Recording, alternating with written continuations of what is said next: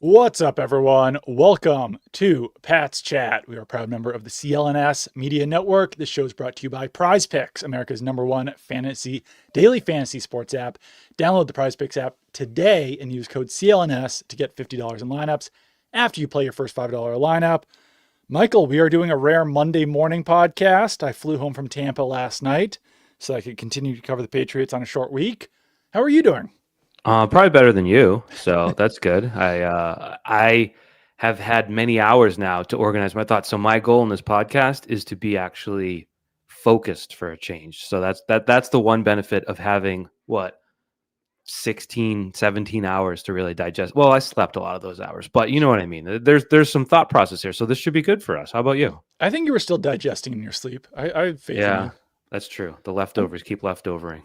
I'm doing all right. One thing I will say, so like I said, flew home last night. There was like construction leaving the airport where I could not figure out how to get on the Mass Pike or 93 South. So I spent a good 10 minutes driving through East Boston, taking the roundabout way to get home. That didn't help. No. You know what? Sometimes I think their philosophy is just screw you because there were like the exit to get on 90 and 93 South, unless I'm stupid, was just completely blocked off. And my only other option was to go north or to go back to the airport. Right. I was like, well, I don't have anywhere to go. That's true. You could have flown home. I will do Patriots in a second. One time when I was filling in on the morning show on the Sports Hub years ago, I took 95 South and I had to get on the Pike East, get off the exit, and the Pike East was just blocked. So I had to take, at that point, I had to go to Framingham. I had to go 9 miles out to Framingham, turn around and come back in. And I was like, you know what? That was crap. So you're not alone. Sometimes you get screwed. But anyways, Doug, the Patriots, you were there. I was there. In sunny, rainy, humid Tampa, and the Patriots won again. They did. And I wrote this last night. I don't want to hear anything about the Patriots schedule again, because the Patriots have played 2 very good teams this season. Both of those games on the road. They played the Bills on the road and they played the Bucs on the road. And they beat both of them. And there was no shenanigans in either game. They were fair, clean-cut, good wins. They weren't also miraculous. It wasn't like it wasn't as if someone did something otherworldly in either game. They had their ups and downs. The Patriots were in control of this game the entire time. They were pretty well in control of the Bills game, especially near the end there. So yeah, there was no shenanigans. There was no crazy officiating. Both teams, the Bucs had some injuries. So did the Patriots.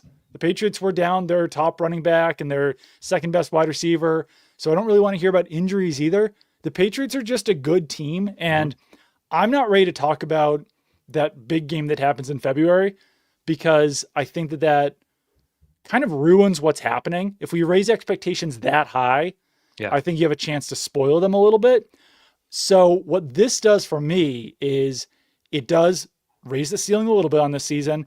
And now there's really no excuse when you see all those power rankings that are going to be coming out today and tomorrow for the Patriots to not be a top 4 team, 3 team, because they've been around that 10 range, which I haven't necessarily disagreed with, because they're a team that no one expected to be good. Their roster's not that great. You beat the Panthers, you beat the Browns, et cetera, et cetera. Right. But now at this point, there's absolutely nothing keeping them from that top echelon in the power rankings. And the power rankings don't really matter. But that's where the Patriots deserve to be after beating the Bills, after beating the Bucs, going on a 7-game win streak. And you know damn well, based on how the Patriots have played so far, that they're also going to win their next 3 games. So you're going to be looking at an 11-2 team heading into their bye. Yes. At worst, I mean, they could teams slip up. The Bills lost to the Dolphins, so things happen. I know, but the Patriots don't slip up, which is wild.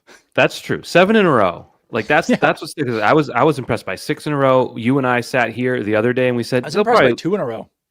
That's fair. We sat here the other day and we're like, they'll probably lose this one. Just we weren't saying they suck. We were saying it's hard to sustain this. It's a tough spot. You're on the road. You've got these injuries. It's grinding, and they took a physical pounding in this game. They came back in this game. They had their struggles in this game, and they still won. So that's why I'm with you. One of the struggles of our podcast is agreeing too much. But the way I ended my column last night was So all year we've been saying, "Yeah, all right, but they're not a Super Bowl contender. They're not a Super Bowl." And now it's just sort of like, well, let's not cap the ceiling, because that's what makes sports fun, is watching Right. rides that you didn't expect, the unpredictable, and embracing it. And again, I'm with you. I'm not saying Super Bowl or bust, but I think it's okay to sit back and sort of just say, wow, this is something that's happening, and you observe it and you watch it and you break it down the best you can. But I do think this win does change how you look at, I mean, granted, yeah, it's one win, but it does change how you look at what they can do, because you don't want to hear about their schedule. They have played a lot of crap. They And have. this does help establish some legitimacy to that. I don't think the Jets on Thursday night will change that. They still have some gimmies along the way, but when they have had the test handed to them, I don't know if they got an A+, but they won. So I don't know what you call that, B+, A-. Right. Enough Yeah. I to mean, win. the NFL is a little bit pass fail, and by winning, you certainly do pass. Yeah. And yeah, no, it was not a perfect performance. Which, if anything, I I'm going to spin that into a positive Yeah. and say Yeah, the fact that you can beat the Bucks in Tampa when it's 85 degrees and humid or whatever it is, pouring randomly. and Drake May doesn't play his best game. Um, the run game was inconsistent. Even the run defense was a little bit more inconsistent than it's been. Mm-hmm. And you had players dropping like flies in this game. And yeah, sure, the majority of them came back in, but you were relying on a ton of backups for spurts in this game. And yeah, the fact that you still win despite a very imperfect performance also raises the ceiling for this team, that, okay, if they can do this when they're not playing their best, can they kind of just beat anyone when they are playing their best? Are we at that point? I don't know. Well, But it's yeah, similar. I had, sort of a two-way split, where one concern or issue that has popped up the past 2 weeks is just the inability to hit that next gear to put teams away. You had yeah. Atlanta 21-7, you had the ball, you're trying to double score them and just end it early in Mhm. the third quarter, but instead you fumble before halftime. It's 21-14, and then it's just a tooth and nail battle the rest of the way. So the Falcons, they're a decent team. I don't know if you watched them yesterday morning. Yeah. They're not that bad. No. So you had a decent opponent. You had a chance to really put your foot in their throat, and you missed out on it. But you executed better than they did down the stretch, and you won the game. A Mhm. week later, it's 21-10. You go up 21-10. You get a punt. You get the ball at your own 30, and it's like a touchdown. I wrote in my notes, like, they're on the precipice of potentially blowing this one out. But instead they go inside run, incomplete to Henry, punt. And it's just like, I don't know if that's play calling. I don't know if it's execution, but obviously then the Bucks go on their 92-yard drive. It's 21-16, and then things are tight the rest of the way. And still, despite Drake May's interception, which was awful, which was backbreaking in many cases, that will lose you a football game. They still made more plays than the Bucks in the final quarter or half of the quarter, whatever it was, and they won. So it's like you're lacking that ability to just kick it into overdrive and kill decent teams. You killed like the Panthers and Browns or whatever. Yeah. But at the same time, executing and winning tight games is a strength in and of itself. Yeah. Because someone And has to step up at the end, whether it's the offense, whether it's the defense. Like, you are still getting key plays from one side of the ball if you're winning a close game. And there is something to it. I forget which team a couple of years ago. I think Bill Barnwell is always on the lookout for these in the offseason. And it's teams that win one possession games, Right. because a large part of it is circumstance and good fortune and all that. But Sure.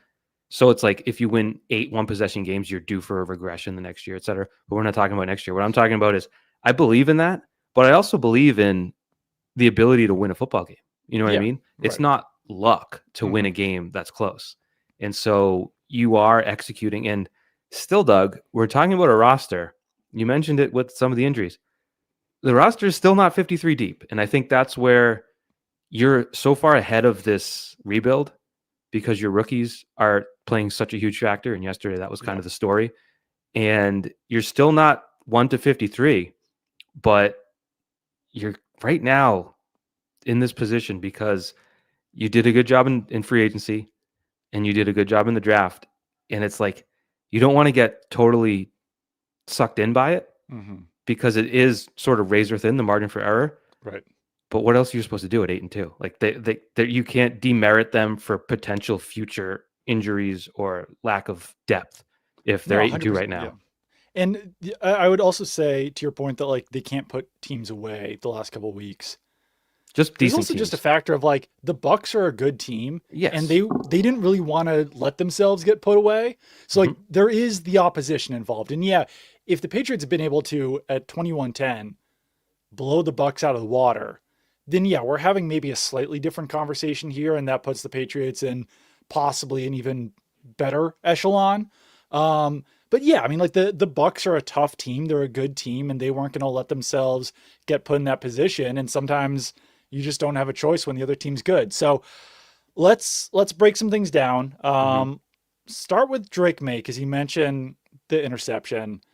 This was definitely not Drake May's best game. I think he finished with a positive EPA, but barely negative completion percentage over expected. He was having trouble throwing in the rain. He had 3 straight incompletions to Mac Hollins on their opening drive.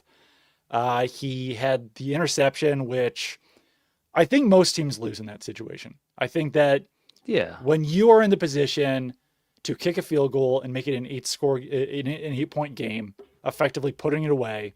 And that was with 5:20 left in the fourth. You could Yeah, have gone up 8, which is a really good position to be in. definitely. Instead, you're Because up at the 5. very best, the Bucks can tie, and then maybe you're able to kick a field goal in your next drive, whatever it is. Like at the very least, you're probably going into overtime at that point. That was a bad mistake. It was a bad decision by Drake May. He should have thrown the ball away. It was a And really risky oddly, throw. It was a post great game, interception, but yeah, even if what's that, Tyke Smith, that's his name. yeah, yeah, Even if he doesn't dive to catch it, the the cornerback at least bats it away because the cornerback's got yeah. better positioning there than Matt Collins. Were you surprised post game when Drake May didn't really regret it? He regretted not putting it more out of bounds so only Hollins could get it. It's like someone's got to drive into his head that Right. it's one of those things. I don't know if you go like full gunslinger, but you have to have a certain mindset to throw touchdowns into tight windows, and Right. we applaud it when he nails them, but circumstance has to factor in too, and that's just an Yeah. unnecessary risk with a very low chance of reward. Yeah, and I mean, I guess like the Patriots were playing super aggressively all game. So I guess in some ways it's hard to criticize Drake May for his aggressive play, but then also praise Mike Grable for his aggressive coaching, because in Yeah. some ways maybe you can't have one without the other. You know what it is But is there's a point in that play where it's going on to a certain point, and you've watched football before, it's not there. Like yeah, it's not developing, and it's one thing when you're in Tennessee last year and he's running around for 6 miles to try to throw the game tying interception. But when right. you have the lead, it's a different Yeah. equation that I think it's part of the learning process. And You got to to learn it protect it in at a that point. win Yeah. is fortunate. But I do hope that his post game comment doesn't reflect what is learned in the film room today. No, for sure. But like, so I've been negative about Drake May. I think there's also a ton of plays to be positive about Drake May. He's under pressure on the throw to Kyle Williams. He's under pressure on multiple throws He to got Matt hit Collins. He's by a under freight pressure on train. multiple throws to Demario Douglas, and he's throwing fantastic passes. So the deep ball wasn't really there for the most part in this game. He was only 1 of 5 on yards 20 on passes 20 yards or more, but he had exceptional plays when he had defenders in his face. Yeah. He got freight trained by the 350-pound Vita Vea Yeah. and then got up and threw that deep ball to Mac Hollins while getting hit again. So like he Yeah. is tough as nails. I think he took, he protected himself more, but there were the 2 runs toward the sideline where he was sort of half speed. Once he fell into Travion Henderson because he like Right. didn't think he was going to get caught from behind. And then the other was when he got absolutely helmet to helmeted by Yeah. Tyke Smith while just standing upright and sort of trying to avoid the guy in his back. So he took a punishment. He also slammed his head on the turf again. I don't know if you saw Yeah. that one when the defensive end sort of was waiting for him to loop back up the middle. So he took a beating, Mm-hmm. and so to perform in that is still something. But that interception did come right after getting helmet to helmeted. So I don't know if that affected his play at all. It certainly could have. We've seen in the past when he takes a huge hit, maybe doesn't play like himself for a play afterwards. So that's certainly a possibility. I also feel stupid saying this, Do it. I love stupid. But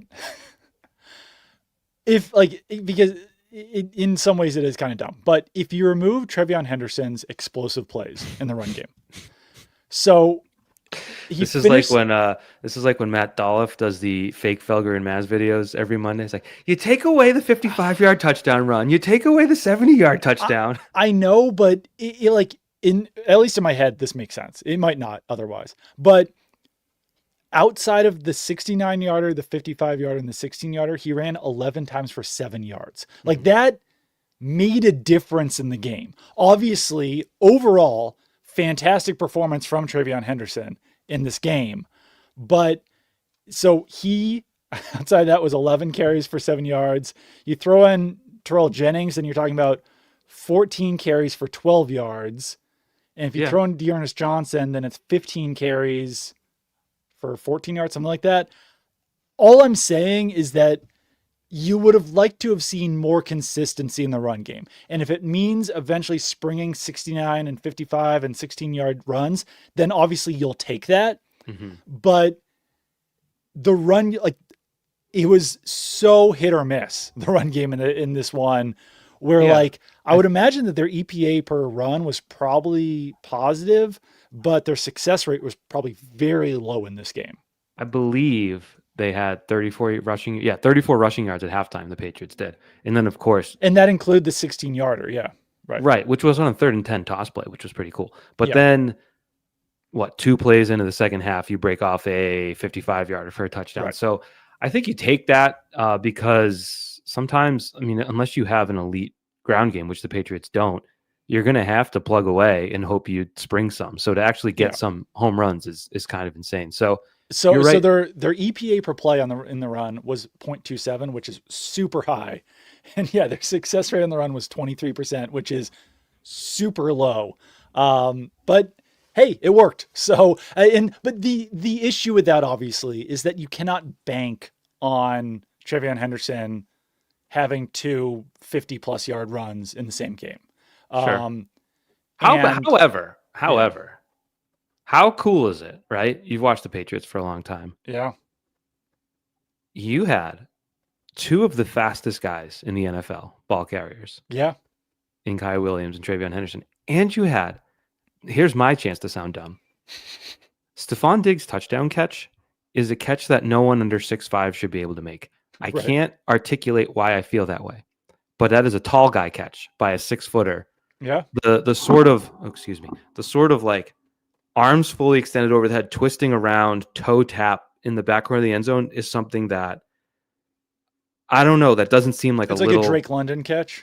Yes, not a shifty little speedy, quick guy with great hands. Like that was an incredible touchdown. So you had these plays, and it's one of those things, right? For years, we're like, oh, they need a weapon, they need weapons, and you kind of say, what does that mean? Right. And then you watch them play years with like Damiere Byrd as a number one receiver, and you can just physically see what it means to have a high level receiver, because that's 4th and goal. You don't score 7 points if not for that play. That is a 70. How long was Kyed Williams? 72. 72-yard touchdown. Their longest play in how many years? 5 years, whatever it was. Yeah. Many years. And you have, Kyed Williams was the fastest rookie to carry the ball. And then he wasn't, because you had another rookie go faster than him. So I think that is sort of a good look at what we've all meant when it's like the Patriots need some weapons. They had weapons yesterday. They did. And I think the performances, even from those rookies, raises the ceiling for the Patriots season, because you didn't know for sure that they could produce those plays until yesterday, because Trevion Henderson hadn't and Kyed Williams hadn't. I don't think Kyed Williams will be a massive part of the offense when Kayshon Boutte comes back, but he has now shown the ability to make those plays, and so is Trevion Henderson. And I think that defenses will now be a little bit fearful of Trevion Henderson when he's out there, that, hey, this guy's really fast. Like, they were moving so fast on both of those, on all 3 of those plays. I didn't mean it intentionally as sort of a counter to what you were saying, but I guess what brought me there was, okay, if 11 rushes went for 7 yards, you hit these home runs that you otherwise haven't been able to. Like Ramondre Stevenson, we think is a pretty good back. He doesn't have the home run gear. He doesn't have the speed. He never has that break. Like, his best run is going to be 30 yards. Right. And you have guys that change that. And to your point, there was a 3rd and 8. They spied May, and then Wenyu was left with no one to block. You remember this play? Yeah. And Wenyu was kind of like, what? And before he knew it, the linebacker was coming right at May. May had to throw it. And it was just, the more you have someone like Travion Henderson actually worry about, the less you're going to have plays where you can dedicate a guy solely to Drake May, who then can get back into doing what he does. So it's sort of a snowball effect when you have guys like that. Put that on tape. Like, now, up until this week, if you were defending Kyle Williams, you'd be like, whatever. Right. And now you don't have that luxury anymore. No, 100%. And just rookies overall, you mentioned it. Will Campbell, like the Patriots only allowed 1 sack in this game. They allowed a decent amount of pressures, and the sack that they allowed was a Drake May sack. It was him running forward into the middle of the line and getting sacked. No fault of the O-line, but there, like I said, there was some pressure, but overall solid performance from Will Campbell and Jared Wilson. You had Elijah Ponder beating Tristan Wirfs for an impressive sack. Like, that wasn't. You know what was even better? A lot of sacks that you see are not necessarily on the pass rusher. They're on the secondary. They're coverage sacks. They're a stunt, a loop, whatever it is. This one, he just beat one of the best left tackles in the NFL clean. And it feels silly to say, but that play alone changes my opinion about Elijah Ponder. Yeah. I mean, that's a big play. Not massively, but I didn't know that he possessed that ability. And now it's like, well, I don't know. Maybe you should see some more snaps out of him. Yeah, that play too, he got around Wirfs and got a hand on, Mayfield, but then hit the deck and then still sort of like, I don't know if he army crawled or got up and dove, but the tenacity to finish. It's like, I beat Tristan Wirfs, I'm getting this damn sack. Right. So it wound up being like a 5.6 second sack, something like that. But if Mayfield wasn't so hard to bring down, it would have been a much faster one. Yeah. So you had the aforementioned ones. You have Jared Wilson, like, for all his ups and downs, has gotten better as the year has gone on. And has played damn near every snap except for, what game did he miss? Miami, whatever it was. Was it the Carolina game? I don't remember, but you have your top 5 picks, because Craig Woodson has been in the field every damn snap this year. He made 2 pass breakups. He had a decent game. He allowed the touchdown at the end, but that was garbage time. It doesn't matter. He and Christian Gonzalez with that hit on Kyed Otten was like, that was from another era. You don't get to see physical hits, breakup passes anymore, but that was a good one. And then Doug, the kicker, is on a heater. Yeah. The kicker has hit 27 straight PATs, and he's hit, I believe, 12 straight field goals. He didn't have any yesterday, obviously, but it's only like when you got guys like Parker Romo losing their jobs for a missed PAT, it's worth noting when your guys hit 27 in a row. And he's just, early in the year, they'd bring the extra point unit on the field, and you're like, let's see. And now you really don't anymore. So it was a huge, huge draft class so far. And I think these guys, like, this is another thing I wrote, was like, you can't put a crushed it grade 10 weeks into a draft class. Right. But it would be hard at this point to have gotten more out of your draft class. Yeah. And another point about the rookies, the Patriots dressed 11 rookies in yesterday's game. And they have 2 more rookies on the team who were inactive, in Eric Gregory and John Saunders, 2 guys that they claimed or signed off practice squad. A team that has to dress 11 rookies probably should not be 8-2 on the season. Yeah. They probably should not have a 7-game winning streak. But when your rookies are playing well, and when your rookies are very, very much helping you win a massive game against the Bucs, then you can dress 11 rookies and continue to win. So credit to Vrabel, credit to Elliott Wolf, Stretch, Ryan Cowden. Yeah, everyone in the front office. How do you allot that one out? A bang-up job with the draft. How do you sort that? How do you sort that one out? Power ranking the Patriots front office decision makers on draft day, because I feel like, what was my list? Do you want to know how I very quickly went to the list? I went Vrabel first. Sure. And then I got to find my list. And then I went Cowden. Not sure. I don't know, because Wolf has got the better title, and he was one who was already in the building. So I think that when you replace a staff in January, kind of have to rely a lot on the previous scouting staff. Yeah. So I might go like Wolf the guy too. that drafted Jalen Polk and Caden Wallace was like, I don't know. I don't think Elliott Wolf has the personality to, like, command a room of people that want to command his room. if you know what I Yeah. mean. No. So I'm sure he was involved. So I went out Well, and remember, like, he was talking about the debate that they were having sure. between Trevion Henderson and Samayeto, whatever the guard's name was, Yeah. and it was like pretty clear, I think, that Wolves was the one that wanted Henderson in that spot. Uh-huh. So, and it wasn't. It ultimately was not a choice because Samayeto, whatever his name is, was Sure. already drafted. But he has not been good. Henderson now has been good. Yeah. So I don't know. Gives you a little bit of a point Yeah. for Well, Wolf there. if I'm trying to bamboozle someone into thinking they have power, I'm going to let them debate me and then be like, "Wow, great point. You were going to go with him." Then I went with Stretch. Then I went with Elliott Wolf. Then Mac Interesting. Rowe, who's still there, and then Alonzo Alonzo Highsmith. Highsmith Yeah, is he was on the involved list as as well. well, and yeah, there's a lot. It's a packed front office, but now But I don't know how it's you fully divvy up credit there, but and go back. Well, I want to go back to two conversations. One, draft wise, where it's like, do you trade the Will Campbell pick? And a lot of people wanted them to, but a lot of people said you can't because it's a 3-person draft and you have the right. fourth pick. He's good. Like, you ever just watch him some plays where it's just he doesn't have like a Tristan Wirfs body. He doesn't Right. have like Tyron Smith. He's not like just a freak, but you watch the effort every snap, snap in and snap out, and it's like Yeah. he is like a grinder. He is a Yeah. bulldog, and he is fun to watch. So that was a great pick. He's got a short memory too. It feels like where like he's not going to get affected by a game, by the game that he had against Myles Garrett.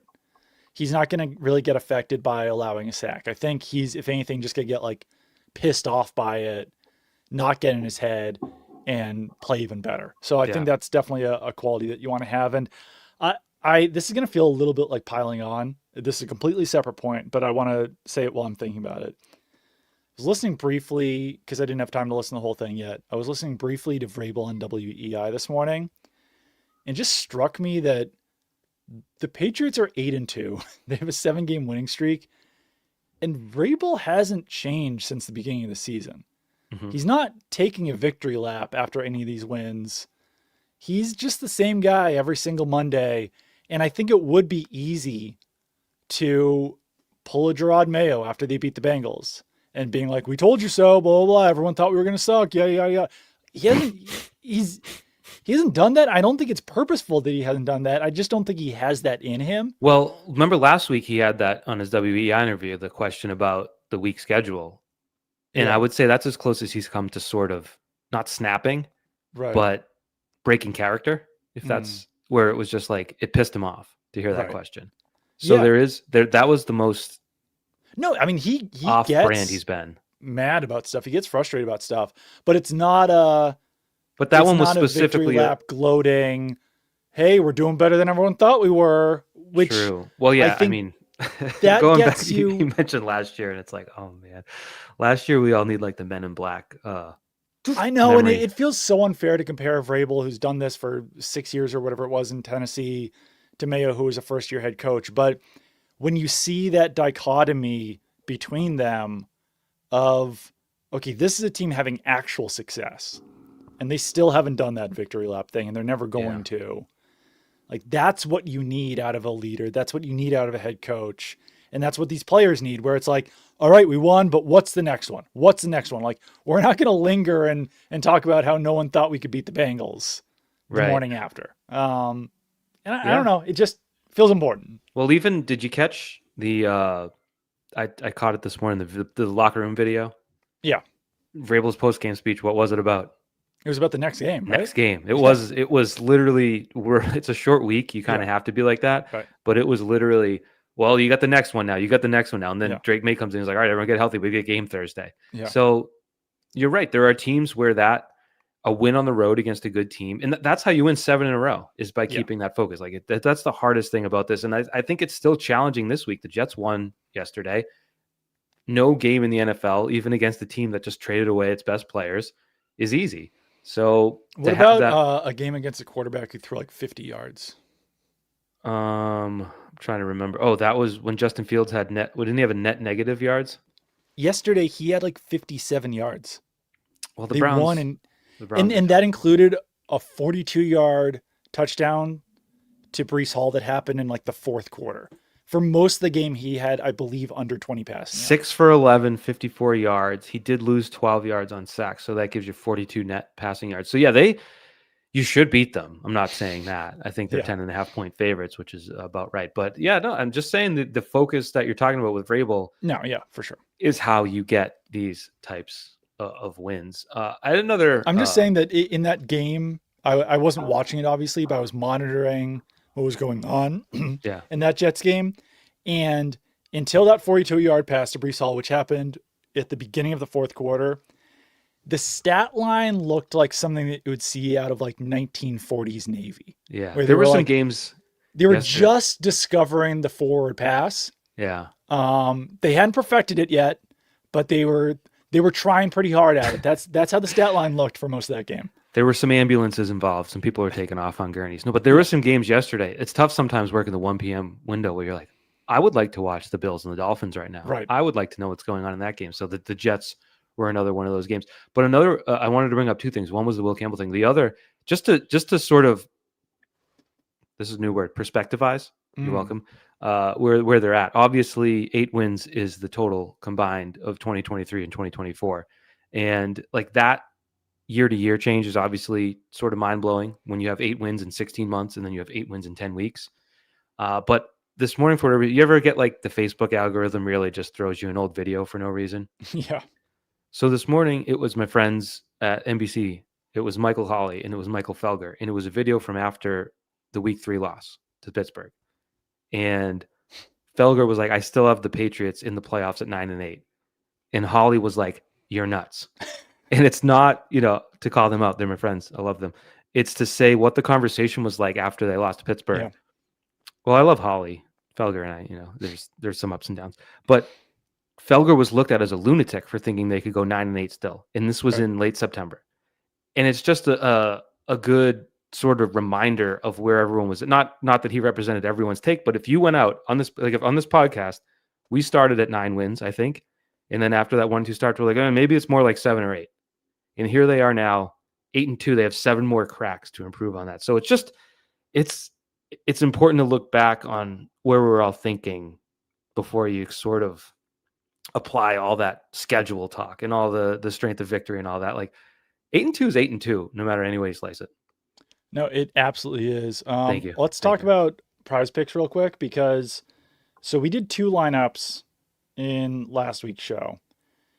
One of them was the one that you helped pick out for me, and the other one was one that I said, "Screw you, Michael. I'm going to do my own thing." Mm-hmm. I am going to pull a Gerard Mayo and take a victory lap. Go for it. Because my lineup with Kyed over 47.5 receiving yards and Matt Collins over 30.5 receiving yards, that was the winner. Nailed it. Matt Collins tripled his amount. Kyed nearly doubled his amount. I think that you start to figure out a team after a while, and the Patriots are a team that, for all of their strengths, cannot cover tight ends. So every week on Prize Picks, I would suggest looking at the opposing team's tight end and picking more than that. We'll get into the losing one in a little bit here, but you can download the Prize Picks app today and use code CLNS to get $50 in lineups after you play your first $5 lineup. That's code CLNS to get $50 in lineups after you play your first $5 lineup. Prize Picks, it's good to be right. Matt Collins, over 100 yards for the second time in his career. It's wild. Should we do some booms and dooms and start with Matt Collins? Absolutely. I wanted to, as you were saying that, but I guess we can wait. Go ahead. Yeah. Okay. Booms and dooms. Matt Collins, and this was after Drake May failed to hit him on 3 straight passes on that opening drive, as I mentioned earlier. 6 catches, 106 yards, long of 54. That was Drake May's 1 deep completion. Like, Matt Collins has the ability to make those plays, though. And I saw it even way back in the day when he was on Miami. He's kind of been an underutilized receiver throughout his career for one reason or another. And he's 32 now, still doing it. He's on pace now to have a 500-yard season. He's led the team in receiving yards 2 weeks this season. I know a lot of people were down on him earlier because they wanted to see younger players. They want to see Booty. He's played anyway. They want to see Kyle Williams. I don't know. Like, Hollins is a guy that you kind of need on the field because he's a dependable, trustworthy target for Drake May right now. And he blocks. And he blocks very well. He's a big boy. So not only was 106 yards his second highest total in a game ever, which he's been in the league since 2017, so he's not a new guy. 6 catches, tied for his 4th most ever. Yeah. And 10 targets, his 2nd most ever. So in terms of underutilization, that's it right there. Like it's interesting because he's not going to take over a game necessarily in terms of the way you saw Drake London do it a week ago. But when you go to him, he makes the play. Right. Yeah. And that's a very useful thing, as we've seen a number of guys not do that. I'm going to stay in the wide receiver position group with my boom, and his name's Stephon Diggs. All right. Because the touchdown was incredible. I forget what his final stats didn't look great. 5 for 46 and a touchdown. Yeah. But how many of those 5 catches, excuse me, oh my God, the freaking microphone. The first one went for 9 yards. How many went for first downs? 2nd and 8, 10 yards. There's one. 1st and 10, 7 yards. Okay. So then another one. So he had, all right, only one first down. Right? Whatever. Plus he was critical. And again, you go to like a thing I didn't expect Stephon Diggs to be doing, and it's just sacrificing his body to catch an onside kick. Yeah. He got blown up. He also had some decent blocks in this game. Because last week, remember, someone mentioned, I don't know if it was Vrabel, that Diggs was kind of down on himself for not blocking on Pop Douglas's big play.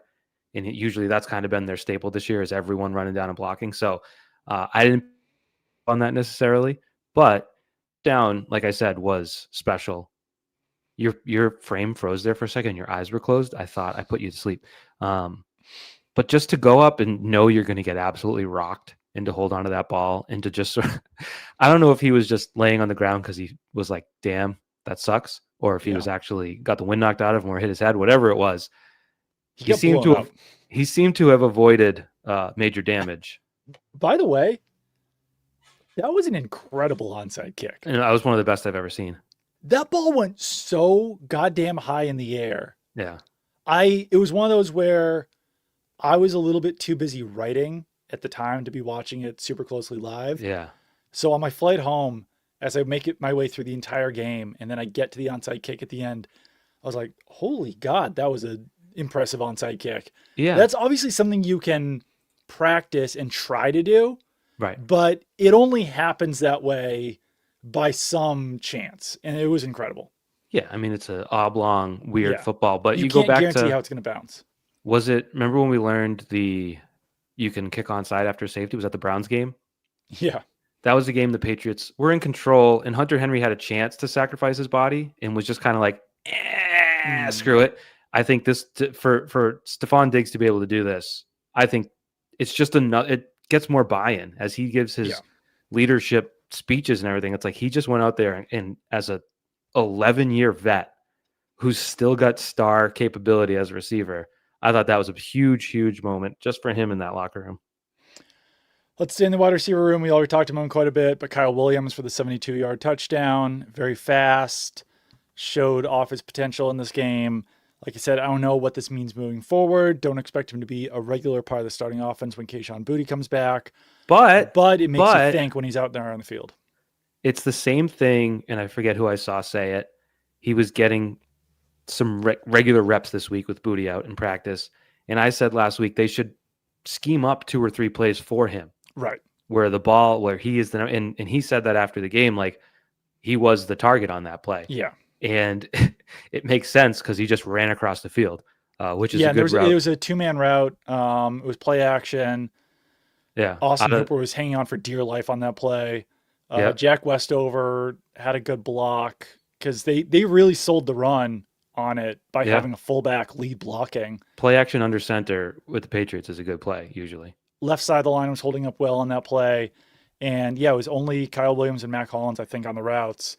And good job by Williams to get open and keep going after the play, because as a rookie, you could very easily make that catch and then kind of turtle and go down. He did not do that. What's crazy is he catches that ball and turns upfield, and Tyke Smith and he are equidistant. They're both on like the 35-yard line. Yeah. And you just see Kyle Williams just like, and it brought me back to like when I played football. I was always the guy that wasn't fast. Like, no, what the hell? I was going to tackle him. But not only that, but the safety had an angle on him. Thought he did. Yeah. Didn't get him. Didn't even come close to getting him. And then that happened again with Travion Henderson when he hit that hole on his first long touchdown. There was 3 guys triangulating him. Yeah. And they did not expect him to come out of that hole at that speed, and he was just gone. I think it was the second run from Trevion Henderson, the 69-yarder. Trevion Henderson, another boom. I think that was the one that Vita Vea was trying to chase him down. Yeah, I was like, don't even bother, man. I appreciate I the was effort. honestly impressed by Vita Vea's speed to try to chase him down. Really love the effort of being like, I weigh 350 pounds. I'm going to chase down Trevion Henderson. But like in some ways, it also did just show how goddamn fast Trevion Henderson is to compare him against someone who runs like a 5-second 40 or whatever it is, Vita Vea. It's just like, oh wow, he's moving at a, like these are both human beings, but they are built so incredibly differently. They are both human beings, technically speaking, but very different. And the first Henderson touchdown, if we're going to talk about him on a boom level, is just hitting that hole at full speed. Like he waited and then he just burst through. And like I said, everyone on defense was like, oh, we will get him here. And he was zooming past them. Yeah. And then the second one, it's almost like you see this happen sometimes where the play isn't designed to bounce that far outside, but there's just this big mass of bodies. Everyone on defense is selling out for the run. They know it's a run situation. And then you end up just like bouncing and there's no one there. So he also did break a tackle on the second one. He ran through some contact to keep going. It was just that massive clump of bodies. Yeah. And then if you can just step out of that and you're fast. You're like, okay, I've got a clear path here for sure. However, do we doom him for not going down? Because somewhere in his mind, the Madden strategy that he knew he should go down. He looked back. Obviously, when you're running full speed. I think someone told him to score. It does. I saw that on Twitter. I didn't actually see the replay myself, but yeah, he's looking at the sideline and like pointing, like, do I go in? Yeah. And I'll be honest. I think he got the thumbs up. I'll be honest. I don't fault them for not before the snap being like, all right, Henderson, listen, if you break this one for 70 yards, like you got to make sure you go down. Like, I don't think that's the conversation. It's just hold on to the ball. Yeah. Don't fumble. But also like I struggle sometimes with the end of game clock math myself sitting in a chair. I know. So it would have been 2 timeouts, 140. They would have called the timeout. They'd have 1 timeout. You take a knee, you bring it down to a minute. You take a knee, you bring it down to 20 seconds. Like they would have gotten it down without issue. Like obviously they don't need to score on that play, but we talked about the inconsistency of the run game already. Yeah. The chances of scoring later, even from 5 inches out, is not 100%. No, but they wouldn't have. They wouldn't have had to because that was he scored with, 140 left. So you would have taken a knee. They would have had 1 timeout at 135. Then you can bring it down under a minute. I think you might have had to snap it on 4th down with like 8 seconds left. Right. And you kick the field goal and you go up 8. But yeah, I can't kill him too hard for that because again, I don't think it was in the huddle. Right. Don't score when you're just trying to get a first down. Speaking of in the huddle, don't score. 1st and goal at the end of the first half. Drake May says he was trying to score. Mike Vrabel was asked multiple questions about it last night and would not give a direct answer. Doug, why are they doing that? Why are they acting like it's illegal to take a knee on the 1? I don't know, but like if it was completely, it was I don't brilliant. Even know if like copacetic is the right word. If he was trying to score, I don't think Vrabel evades that question, right?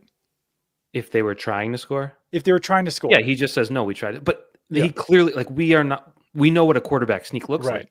That was a kneel down, and it was brilliant because it was with I think 1:45 left. If you score, the Bucs have a full possession to try to go down and add points before halftime.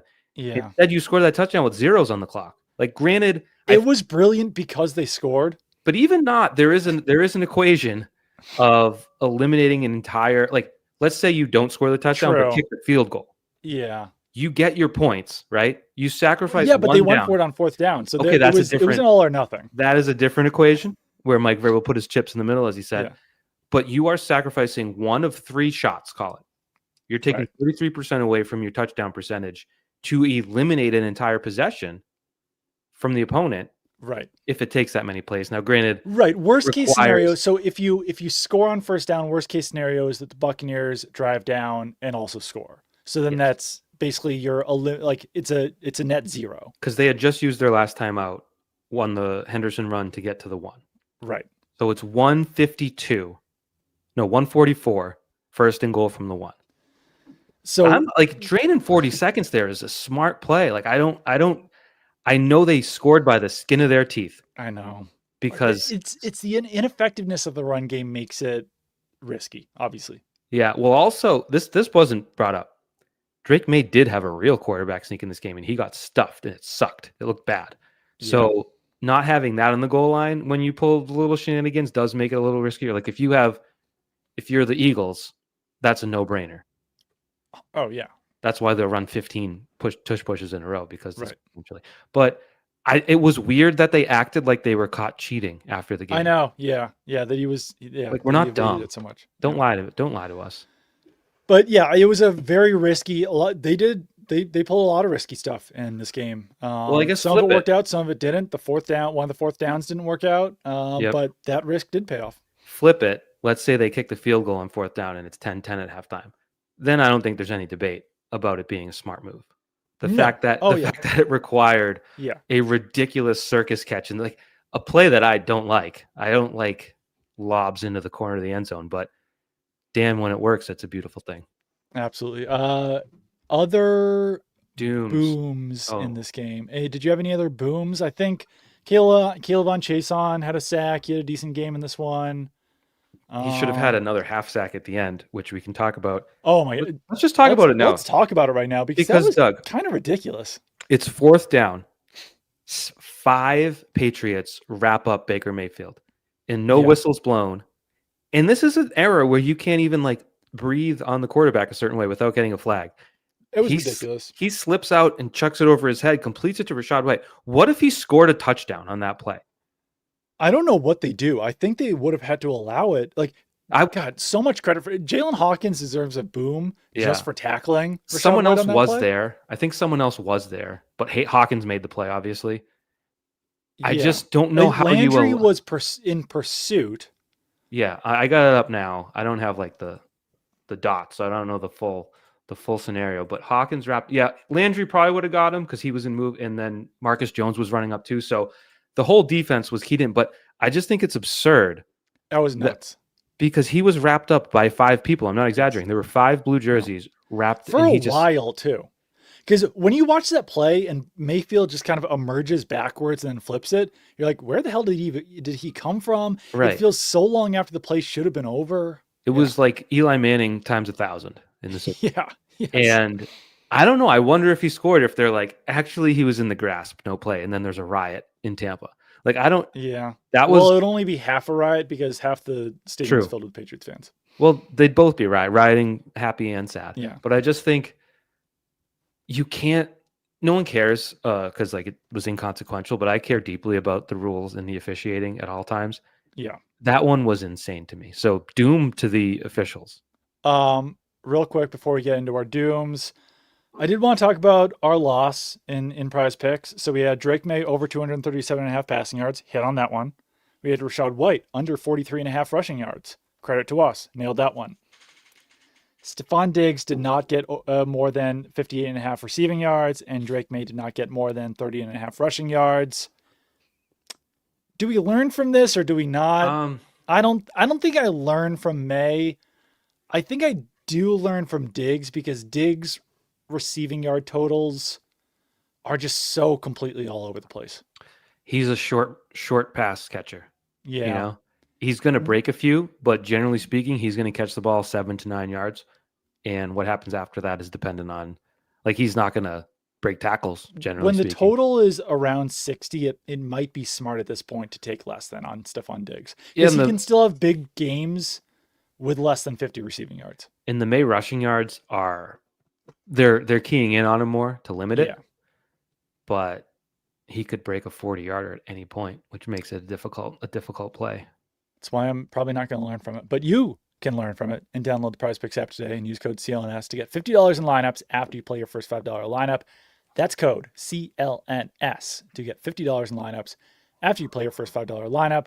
Prize Picks, it's good to be right. Can I start the dooms? Absolutely. I would never even think about steamrolling you and giving a doom before you. Well, it's because it's dumb, and we love dumb. I had this Mm, in my note, okay? Because you and I talked the other day. Good day for Drake May's MVP candidacy. Even though it wasn't his greatest game, he made mhm. some plays. He showed that he can beat a I good think he's team. now the favorite, right? I believe so. I really don't give a crap if he wins the MVP. Is that wrong? Like, it's good that he's in the conversation, but I don't know that anyone should really like the MVP always loses the Super Bowl, right? Has that streak been broken? Did I'm Mahomes end up breaking it? I'm not sure. Like, I think that's a fan thing because yeah, I don't really care either. Right. Like it's good to be considered among the best players in the league and like Right. how it shakes out. I don't give a crap. But I wrote good day for his MVP candidacy. Potential bad day if Christian Gonzalez wants to make an all pro team this year. If we apply the same logic that more eyeballs were on this game. And it's not that he sucked, but he did give Right. up an early catch to Ibuka.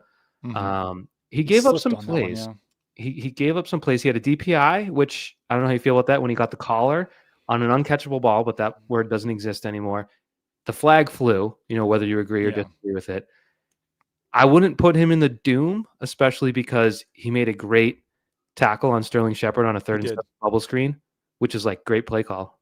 And then he also combined with Woodson for that pass breakup. Then, so Hmm. not a doom, but in terms of, I don't know if it was if he wants to gain national recognition, Right. wasn't a step forward for him. I would say I am actually going to build on that and say I think the starting cornerbacks as a whole probably get a doom for this game all because three. Marcus Jones was involved in the coverage breakdown on Yeah, Ibuka's first touchdown. that was bad. He probably should have been the one covering him on I that play. rewatched that. I used the dots on that. Yeah, So Carlton Davis and Christian Gonzalez played man on their right. outside receivers, and Jones was just locked in on Mayfield. It's Yeah. like you gotta recognize that there's a man behind you. I think And it's fair to blame him for that one. Carlton Davis allowed a touchdown. It turned into a bit of a scramble play once Mayfield got out of the pocket, so it's harder to cover, but you still allow a touchdown. So Mm-hmm. that's obviously usually puts you in the doom category. And Gonzalez was a very up and down game because slipping and falling and allowing that first catch was not great. The DPI, but then he also did make some key plays down the stretch. So overall, probably like maybe even a net positive for Christian Gonzalez. But I understand your point of like Christian Gonzalez's All Pro or Pro Bowl bid maybe takes a hit just for some of the plays he allowed. Just in terms of more people watch, and now they have a Thursday night game Yeah, coming and a up. Monday night game. And that Yeah, Baltimore game probably turns into a Sunday night, and they've got the Bills coming up. So so this is it's a not team that's shot. going to be on national TV quite a bit. One quick boom we forgot. I know I should have That's been if more people can organized. even watch Monday Night Football You know who on can? People that are old and just have cable. cable, cable, You cable. will take the cable box out of my cold, dead hands when I'm 150 years old because I will never quit. I don't know what it costs. I don't know what I pay for cable. It's probably too much, but I So like much. it and I'll have it forever. A quick boom we forgot.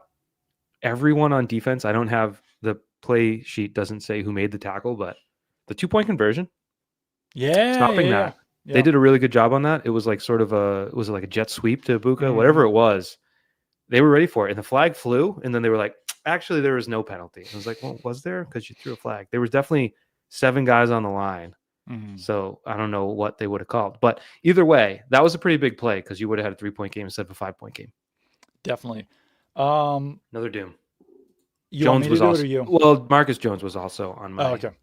um, I will give special teams because they had two yep. penalties, two holding penalties. I had them, they did have a better second half, Yeah. but their starting field position to start the game, their 34-yard line, their 6-yard line, their 28-yard line, their 7-yard line, their 33-yard line. Behringer had a touchback that looked like Schooler should have made a better play on. Didn't, like, it was a pretty good, it dropped in there pretty good. Schooler didn't get there. Then Schooler took the penalty. Was it a hold or a block on the back? Mm-hmm. And Marcus Jones muffed a fair catch Yes. at the 40. He recovered it. So special teams was definitely shaky in the first half. I think they had a much better second half though, but They first did, half. yeah. You know what? I think this is a time for a quick rant from me. Go ahead. I've had enough of the new kickoff. I've been there since it started, Doug. Welcome. I Come mean, on. like when we saw Trevian Henderson have the 100-yard return in the preseason, And when we saw Antonio Gibson return one early on, it was like, oh, this has the potential to be an exciting play. I don't know the league wide stats, but I know that people have asked questions to Jeremy Springer since those plays and been like, "Hey, Antonio Gibson is still the only kick return for a touchdown." It's a boring ass play, and Yeah. and Well, it's let me fight you on that one, Doug. There's a landing zone, and they've got to get it in the landing zone, or you kick it in the end zone, and it's an extra 5 yards. So you want it in that landing zone. Isn't that exciting? Do you not like landing zones? I don't like landing zones, and maybe it's that it. I would say like, oh, maybe Efton Chisholm isn't the greatest person to have back there. Clearly, it doesn't matter. Like, no one can All right. return these things.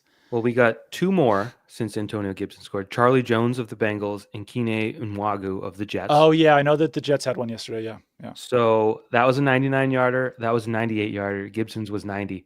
There has been an 81-yarder and a 71-yarder and a 69-yarder. So some of these are exciting technically. I'm just devil's advocating you because I hate what they've done. And I'm not even like saying that it should go back to the old kickoff because I'm not going to pretend like I was in love with that play either. But Well, they've been slow to adapt to the modern era of kicking. Like there was a kick yesterday. I think Badgley kicked a 55-yarder and it was short. It was like, what? yeah, You're short from 55, whereas that used to be as long as a kick as you see, and now it's right. sort of a short one. I So know the game is adapting slowly to the long kicks. it is, but okay, that's my rant. Do you have any other dooms? Not on my list laid out. Do you have one? The Patriots offensive line had two false starts in the same drive. So just Yeah, that one drive. that one, the I both think it was tackles what went. Jared Wilson and Morgan Moses on those. Yeah, and both Moses and Campbell went. They were going with not a silent count on the road, and then after that, they went to a silent count. Mm-hmm. So I don't know. It's tough when both tackles go. You kind of say like that. I don't know. It's not blameless, but it's a tough spot.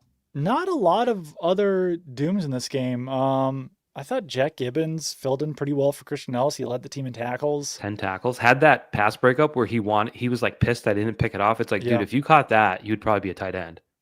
Had a tackle for loss. I don't think the linebacker play was perfect in this game, but Gibbons and Spillane definitely did well enough. Craig Woodson, like I said, allowed the touchdown, but that was in garbage time. Otherwise, he had a good game. There were some big holes on the defensive line early in the run game. And honestly, tackling in general, it felt like there was a period of this game where the Patriots felt like they were playing electric football. Did you ever play electric football? Where yes. if you just like held back a running back, that would count as a tackle. Yeah. There were multiple plays where it felt like no one knew that they were supposed to wrap up and actually tackle a guy. They were just supposed to get in the way because then the Bucs running backs were like, oh, they're not going to try to tackle me. I'm just going to run around and pick up 7 yards or 2 yards or whatever it was. So that left a little bit to be desired as well. The second play of the game, it was just sort of an in-cut to Ibuka. And Marcus Jones was the first to make contact, but he was kind of running up the field at him. Yeah. And everyone on the Patriots like just grabbed on and ran up field with Ibuka for like 15 free yards. And it was like, no, you are supposed to kind of get him down at some point. They're trying to pop the ball out for a first fumble. Gonzalez big time. He was reaching in the ball every time he could. But they know that. And they're holding on to it. So eventually, if that works, it's great. Yeah. But I don't necessarily also want to be in the business of, hey, let's allow this team to get 5 extra yards because we're trying to force a fumble because those start to add up after a while. Yeah. No, but I don't think we look at this game and say it was perfect, but I don't think it's over. Like I would put Josh McDaniels on there for that conservative play calling when up 21-10. Like why even get out of bed if you're going to just hand it off up the middle, up 21-10? Like, is this also a game where we give Drake May a boom and a doom? Doom for the pick for sure. Yeah. But yeah. Did the inability to throw in the rain concern you at all? Someone replied to me. I tweeted out his third incompletion on the rainy drive, and they said he was hit on that. So I'd have to look at that one a little closer. But yes, if that's it's not going to get nicer out as these days turn into the next ones. think maybe in practice this week we might want to see some footballs dipped in water and Yeah. tossed to Drake May. Maybe Thursday's supposed to be pretty nice around here, though, right? I think so. Yeah. That was weird how it only rained during that one Patriots drive. It Also, reminded me it of was like pouring of the Brady Bengals. return game. No. It wasn't the Brady Oh. return game. It was a game in Cincinnati that they lost. I want to say in Oh yeah. 2014, and they were down like 5 with a minute and a half left, and they got the ball, and the monsoon came in, and it was like, well, this is bogus. Like, timeout. Like, what the hell? Was it 2014? I want to find it because it was one of the weirder. No, it wasn't. They beat Cincinnati in 2014 famously. Duh. Yeah, they were on to Cincinnati. 2013, they lost in Cincinnati, 13-6. So they were driving for the game tying score, and Brady incomplete. He hit Brandon Bolden for 6 on 4th down. They got a defensive offsides. What a gift. Incomplete for Edelman. Bolden ran for 12 yards. Brady incomplete. It was pouring buckets that game.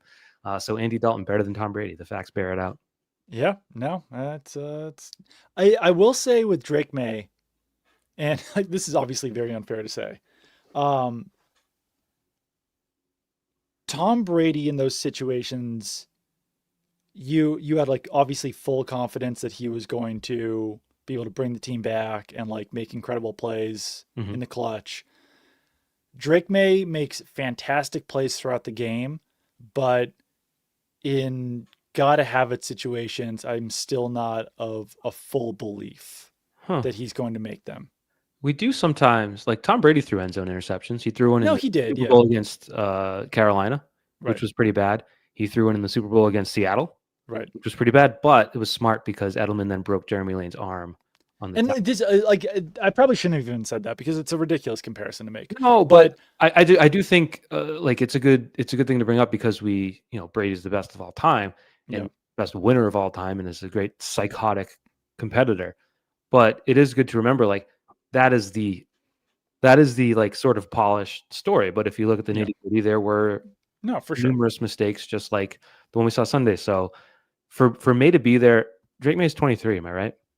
Yeah. What was Tom Brady doing when he was 23? He threw a pass on Thanksgiving to oh, come on. Who caught his it wasn't Rutledge, was it? Oh, it might have been Rutledge, yeah. That was his first completion. So it's like he's just so it's a different era, whatever. But to be making these mistakes while winning is pretty crazy. Speaking of winning, you know what's kind of bogus about this 8-2 run? What? Other teams are 8-2. Like it's kind of like you'd think all of this work, they'd be the number 1 team in the conference, but they're. I know the Broncos are 8-2. The Broncos are 8-2. They played one of the worst games I've ever seen in my life Thursday night. Oh my God. The Steelers, only to be outdone by the Steelers and Chargers last night. But you look at the Colts at 8-2, squeaking by the Falcons just like the Patriots did. The Broncos at 8-2. They're clearly, the 3 top, and then the Chargers aren't far behind at 7-3. So it's like as much as what are the Chiefs right now?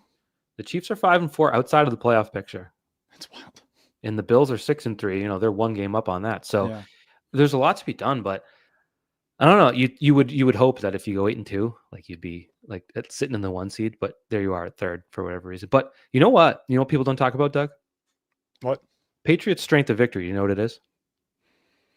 No. I would hope you don't. It's 373. Okay, and they have the easiest schedule. They beat up on bad teams. Blah blah blah.